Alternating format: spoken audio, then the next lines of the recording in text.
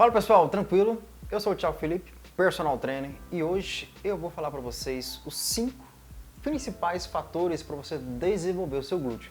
Mas antes da gente entrar a fundo sobre esse assunto, eu quero que você entenda uma coisa. No mundo da musculação existe uma infinidade de possibilidades, né?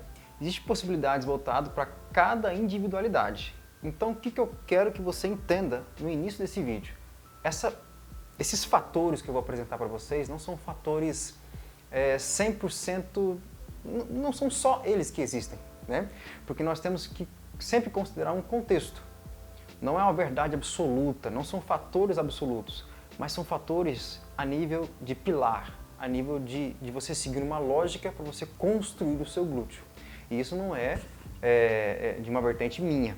Isso vem de um embasamento científico, vem de muito estudo. Então são 5 fatores importantes, comprovadamente eficazes para você aplicar e ter grandes resultados. Mas antes da gente continuar o vídeo, não esquece de deixar seu like, se inscrever e dar uma visitada lá no Instagram também, que tem conteúdo lá todo dia também. Vamos direto ao ponto aqui. Antes de falar cada um dos fatores de forma bem pontual e bem objetiva, vamos dar uma pincelada no geral. Esses fatores estão relacionados com questões fisiológicas, está relacionado com questões de treinamento propriamente dito, está relacionado com a qualidade do movimento, enfim. E todos esses fatores, eles têm que ser mensurados e considerados mediante a sua individualidade. Você, mulher, que quer desenvolver seus glúteos, não basta somente você pegar 1, 2, 3, 4 fatores e aplicar que vai dar certo. Na verdade, o processo não é esse. O processo é você entender esses fatores, pegar a lógica desses fatores, comparar com a sua necessidade e as suas individualidades, aí sim o processo começa a acontecer. Percebe o tanto que é complexo esse processo? E significa o quê? Significa que sozinha é muito improvável você conseguir. Aí que entra a ajuda de um profissional de educação física, um cara ou um profissional que tem essa capacidade de interpretar as suas individualidades e aplicar esses fundamentos para você ter melhores resultados, tá bom? Vamos lá. O primeiro fator, ele se trata de uma coisa que poucas pessoas, poucas mulheres conhecem e se conhecem, não sabem como trabalhar de forma prática. Eu me refiro ao estímulo neural do glúteo. O que é o estímulo neural do glúteo? O glúteo ele é um músculo, obviamente, né? E o músculo ele tem uma capacidade contrátil. Essa capacidade contrátil, não vou entrar muito em detalhes fisiológicos, mas basicamente ele tem um nível de resposta. O que isso significa? Existe determinado movimento que aquele músculo é para ser ativado. Porém, por causa do baixo estímulo neural, este músculo não é devidamente ativo. Por exemplo, vamos pegar o famoso stiff. O stiff ele é um movimento onde tem uma grande dominância de quadril. E exercício que tem dominância do quadril, em tese, era para o glúteo máximo, né? O principal extensor do quadril, ativar. Porém, se o glúteo máximo não tiver com um estímulo neural suficiente para fazer o stiff e ser sentido, né? Você passa a não sentir o glúteo e passa a sentir mais os eretores da espinha, mais a lombar, mais o isquiotibial e menos o glúteo. E aí que está na prática. Um exercício que foi programado para você sentir o glúteo, você não sente porque o estímulo neural dele é baixo. Um outro exemplo, o agachamento. Centenas de mulheres, grande parte das mulheres que faz o agachamento livre, agachamento no Smith, agachamento sumô, variações e variações de agachamento, e sente quadríceps, sente posterior, sente costas, mas não sente o bendito do glúteo. Por quê? O estímulo neural, certo? Então, antes de você entender os seus processos, entenda principalmente que o estímulo neural é muito importante. E se você não sabia disso, deixa o seu like, porque depois que você entender o estímulo neural, você vai conseguir entender muito mais com os próximos tópicos. Então deixa o seu like aí que vem muita coisa boa. Por exemplo, vamos na prática aqui. Dá uma olhada nesse vídeo aqui bem aqui do lado. Essa mulher está fazendo um stiff. O stiff com o joelho levemente flexionado. O stiff com o joelho levemente flexionado cria um grau de liberdade de mobilidade de quadril onde o glúteo, em tese, é para sentir. Porém, quando ela sobe Se a mulher não tiver um estímulo neural do glúteo suficiente, ela vai sentir tudo, menos o glúteo. Vai sentir a lombar, o isquiotibial, os paravertebrais e talvez um pouquinho do glúteo. É justamente isso que é o problema. Se não tiver o estímulo neural, o glúteo não trabalha. Simples assim. E o segundo fator, né, depois do estímulo neural, é flexibilidade e mobilidade. Esses dois, eles se comunicam. É que nem eu falei para vocês. O primeiro e, entre aspas, o mais importante é o estímulo neural. Porém, o nível de flexibilidade e de mobilidade tem relação com o estímulo neural. Por quê? Dá uma olhada nessa imagem aqui. Ela é bem simples, mas dá pra gente entender mais ou menos. Aqui na região do quadril, principalmente em movimento de extensão, por exemplo, o primeiro músculo que tem maior dominância é o glúteo máximo para fazer extensão. Isso nós já sabemos. Porém, em alguns exercícios, quando existe um grau de encurtamento dos adutores do quadril, um grau de encurtamento nos isquiotibiais, encurtamento nos paravertebrais lombares, fraqueza no abdômen e por aí vai, né? Quando não há flexibilidade e mobilidade dos músculos que envolvem o quadril, isso pode atrapalhar diretamente na ativação do glúteo por um efeito em cadeia que resulta no estímulo neural. É por isso que eu falei que a flexibilidade e a mobilidade têm ligação direta com o estímulo neural. Quando não se tem flexibilidade dos isquiotibiais, quando for fazer stiff, por exemplo, você sente muito desconforto e talvez o glúteo ele não atua de forma eficiente. Quando você não tem mobilidade quadril quando vai fazer o agachamento, acontece a retroversão da pelve. A pelve ela gira para frente e por causa dessa baixa mobilidade o glúteo também não ativa. Consegue perceber a riqueza desse conteúdo que você está aprendendo? Eu estou falando para você que não basta fazer o exercício. O exercício ele tem a sua qualidade, ele tem a sua importância, mas não é o exercício em si que vai trazer estímulo para o seu glúteo e te entregar resultado. Não, é o exercício e a relação e a lógica que você tem para com ele, considerando as suas necessidades. É um processo muito complexo. Vamos lá, falamos sobre estímulo neural, flexibilidade e mobilidade, e o terceiro fundamento, o terceiro tópico é a escolha dos exercícios, né? Novamente, a escolha está relacionada com a flexibilidade e mobilidade, que está relacionada com o estímulo neural. O que isso significa, né? Thiago, mas o stiff ele é muito bom, certo? Mas ele é bom para quem, né? O agachamento livre é muito bom. Ele pega o glúteo, ele pega quadríceps, ele é muito bom, mas ele é bom para quem? Entende? Perceba. Na prescrição de um treinamento, nós temos que pegar a pessoa que tem necessidades, que tem objetivos, que tem históricos, que tem limitações, que tem níveis de flexibilidade diferentes, que tem um estímulo neural diferente. Então, não basta pegar essa pessoa e falar assim, este exercício é bom, faz. Não, não é assim que funciona. Por exemplo, qual que é a ordem que acontece na prática, né? A maioria dos personal trainers, treinadores e professores chega um cliente, o cliente fala o que quer, tudo mais, e o cara pega o exercício e fala, faz, porque este exercício é bom. Pega esse agachamento que ele é bom, faz fulano. Pega esse stiff, faz que é bom. Você não pode interpretar o processo exercício para o cliente. Não, é o inverso. É o cliente para o exercício. O exercício, por mais que ele seja bom, se a pessoa tiver um baixo estímulo neural, flexibilidade baixa, mobilidade baixa, esse exercício não vai valer de nada se ele tiver essas condições. Então perceba, qual que é a ordem certa na hora de prescrever um treinamento para você ter ótimos resultados, incluindo principalmente o bom desenvolvimento dos glúteos.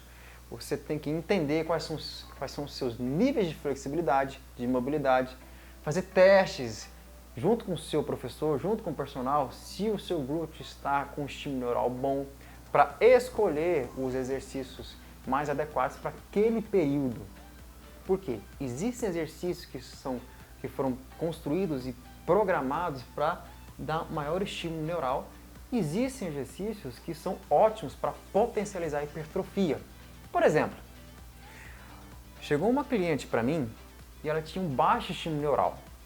O glúteo não ativava em hipótese alguma. Ela não sentia na elevação pélvica, ela não sentia nos agachamentos, ela não sentia na maioria dos exercícios. E o que ela fazia?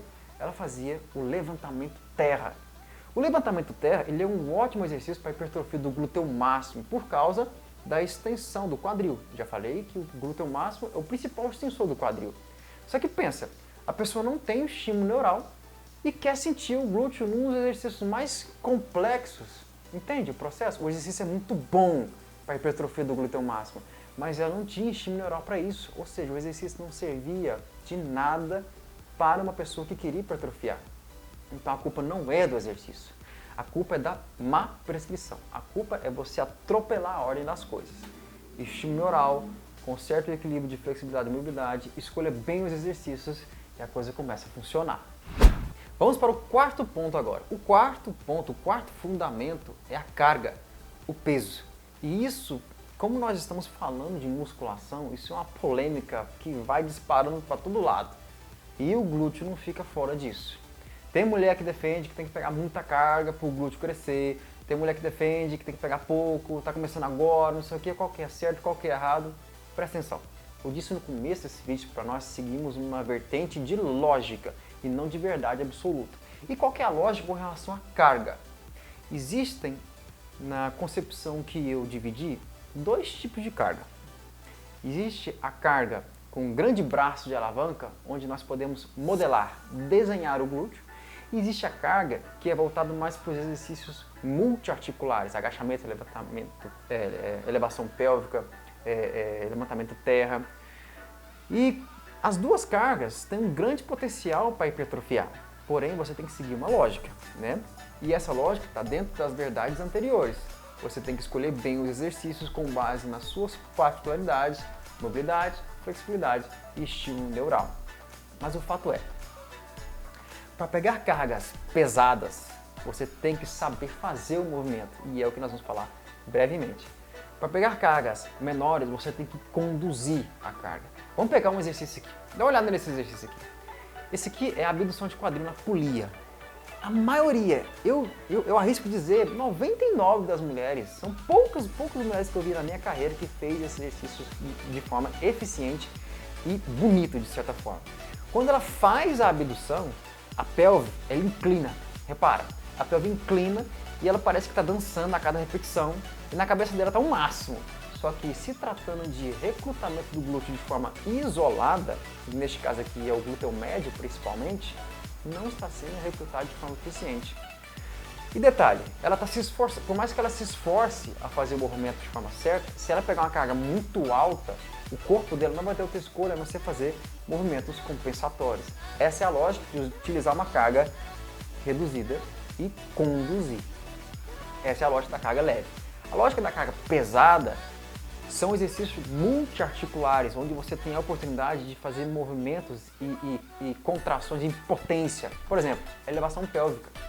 A elevação pélvica você pode tranquilamente, desde que você seja a pessoa que está no nível de treinamento, onde seu glúteo está com um nível de estímulo interessante, onde você saiba fazer movimento. A partir desse momento você pode tacar peso e fazer movimento em potência com contração bem forte e conduzir. Potência em contração bem forte e conduzir. A mesma lógica no agachamento, a mesma lógica no leg press, a mesma lógica nas variações de hack machine. Então essas são as duas grandes vertentes de carga. Existem alguns subtópicos, mas não vou entrar em detalhes nesse vídeo, senão vai ficar muito longo. E eu tenho certeza que você está gostando. Se você chegou até aqui, dá um like, se inscreve, que eu tenho uma surpresa eu tenho uma novidade muito boa para você que vai me acompanhar até o final do vídeo. Então aguarda o quinto tópico, que eu tenho uma surpresa para você. E para você que chegou até aqui, está acompanhando esse vídeo até aqui, e você deseja dar um up no seu glúteo, o quinto tópico vai fechar todo esse rico conteúdo que eu estou passando para você. Repito, se você quer dar um up no seu glúteo, vamos fechar esse vídeo com esse quinto tópico e você dar essa mistura muito eficiente nos seus treinos e ter grandes resultados. O quinto tópico se trata nada mais, nada menos do que o volume de treino na semana. Preste bem atenção. Quando nós falamos de volume de treino, nós estamos batendo na tecla da periodização. O que é a periodização? De forma bem simples para você entender, é a organização do seu treino, do micro, do meso e do macro. O processo macro, o processo meso e o processo mínimo, né? O micro. Então nós estamos falando de volume de treino, o estímulo que você vai dar para aquele determinado grupamento muscular. Como nós estamos falando de glúteo, você que entendeu todos os 4 últimos processos, então a periodização nada mais é do que a organização do seu treino, o número de estímulo que você vai dar para o seu músculo alvo. Como nós estamos falando de glúteo, Vamos pegar essa lógica de volume de treino e jogar justamente para ele, certo? Vamos lá, nós temos 3 níveis de treino. Nós temos o iniciante, o intermediário e o avançado. O volume de treino ele está diretamente relacionado com o seu nível de treinamento. Se você for iniciante, você tem um volume de treino, intermediário também e avançado também. Lembrando que é um volume de treino relacionado com o seu nível, né? Mas ele é uma recomendação. Não existe via de regra, existe lógica e uma recomendação em busca do seu resultado. Mas qual que é, a pergunta que não quer calar é, qual que é o volume de treino interessante para cada um, certo? Para os iniciantes, que está começando, existe uma lógica muito bem aplicada para eles, onde você traz um estímulo neural, você corrige os distúrbios posturais, você equilibra ali uma relação de força, de encurtamento, de alongamento, começa a consertar esses desequilíbrios e tudo isso misturado em um volume de treino de 8 a 12 séries por grupamento muscular. O que significa? 8 a 12 séries para a mulher iniciante que quer desenvolver seu glúteo. Você tem que estimular o seu glúteo 8 a 12 séries semanalmente, certo? Se você for iniciante, respeitando todo esse contexto. O mesmo contexto é aplicado para intermediário, variando ali entre 12 a 20 séries e o avançado sobe para 20 a 30 séries. Mas todos estes, perceba, todos estes respeitam a lógica dos 5 fatores. O intermediário, o avançado e o iniciante tem que trabalhar o estímulo neural. O avançado, o intermediário e o iniciante tem que trabalhar a flexibilidade e mobilidade, tem que saber escolher o exercício, tem a lógica da carga e todos os 3 têm um volume de treino correto. Então perceba, você mulher que quer dar um up no seu glúteo, pega todos esses 5 fatores que eu falei para você. Faz a interpretação sua. Como é que está seu treino? Como é que você sente? Você agacha e sente o glúteo? Você faz a elevação pélvica e sente aquela costura, aquela queimação no glúteo? Não sente? Então talvez o seu estímulo neural não esteja suficiente. Quando você faz o agachamento, você sente dor na lombar? Faz o stiff, sente dor na lombar, sente dor no joelho? O glúteo é a última coisa que você sente. Vem joelho, vem lombar, vem costas. Talvez a sua flexibilidade não esteja suficiente para isso. E o seu treinador? Como é que está seu treino? Como é que está a ficha do seu treino? Está uma bagunça, está aleatório? O seu treino, os seus exercícios mudam radicalmente a cada mês? Talvez os exercícios estejam dominando você e não você esteja dominando os exercícios, certo? E a carga? Às vezes está muito alto, você está compensando demais. Às vezes está muito baixo, você não está sentindo. Às vezes você não está conduzindo direito. Talvez a lógica da carga não seja muito interessante. E o volume de treino? A intensidade? Como é que está a organização do seu treino? Perceba, desenvolver o glúteo não é só pegar um exercício que você vê na internet, vê fulano que fez e começa a fazer e vai dar um resultado. Não. Preste atenção. Um treino aleatório vai dar um resultado aleatório. Se você quer ter um resultado coerente, você tem que seguir uma estratégia. E essa estratégia, no mínimo, tem que seguir esses 5 passos. Mínimo por quê? Porque é um leque infinito de possibilidades. Quiçá, mais para frente vai ter um vídeo falando de 10 fatores, 20 fatores, mas vamos começar com 5 para não bagunçar. E se você gostou desse vídeo, se esse vídeo te ajudou o mínimo que seja, se deu um estalo, uma revelação na sua mente com relação ao treino e desenvolvimento do glúteo, dá seu like, compartilha esse vídeo para aquela amiga sua que está treinando há meses e o máximo que ela conseguiu foi uma dor nas costas. Manda esse vídeo para ela, pelo amor de Deus. Se inscreve aqui no canal que vem muita coisa por aí. E eu não esqueci. Prepara, você que está me seguindo e não me segue, passa a me seguir, porque eu estou preparando um conteúdo totalmente completo para você desenvolver o seu glúteo, para você dar um up no seu glúteo. Então vá lá no meu Instagram, me segue, fica de olho nos stories, fica de olho nos conteúdos que vem muita coisa boa por aí. Se você gostou disso aqui, deve que você não faz ideia do que eu estou preparando para você. Um abraço, dá o like e a gente se vê.